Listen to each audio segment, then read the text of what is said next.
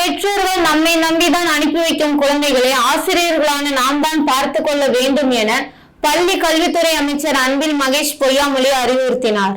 தஞ்சையில் உள்ள Don Bosco பள்ளியில் தலைமை ஆசிரியர்களுக்கான அடைவுத் தேர்வு நடைபெற்றது.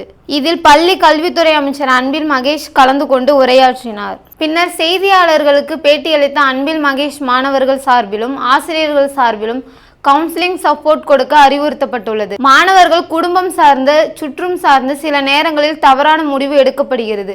பெற்றோர்கள் நம்மை நம்பி அனுப்பி வைக்கும் குழந்தைகளை நாம் தான் பார்த்து கொள்ள வேண்டும். பள்ளி வளாகத்தில் விட்டு செல்வதும் நம் மீது உள்ள நம்பிக்கையில்தான். அவர்களுக்கு எந்த வகையில் எந்த மாதிரியான அறிவுறுத்தல் வழங்க வேண்டும் என்பதை அனுபவம் வாய்ந்த ஆசிரியர்கள் கூறி வருகிறார்கள். மாணவர்கள் தற்கொலை சம்பவம் வருத்தம் அளிக்கிறது என்றார் ரமேஷ் அன்பில் மகேஷ் பொய்யாமொழி.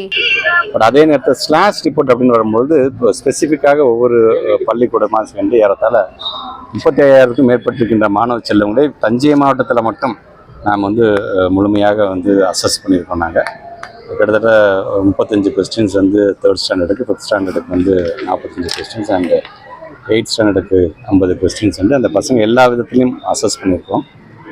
அதில் அவங்க சொல்கிற மாதிரி அகாடமிக் இதில் நல்லாவே பெர்ஃபார்ம் பண்ணியிருக்காங்க. பட் ஸ்லாஷில் கேட்கப்பட்டிருக்கின்ற கேள்விகள் எங்களுக்கே ஒரு மிகப்பெரிய ஒரு பாடத்தை கற்றுக் கொடுத்ததாக எல்லா டீச்சர்ஸும் சொல்லியிருக்காங்க. இனி அது சார்ந்து வெறும் பாடம்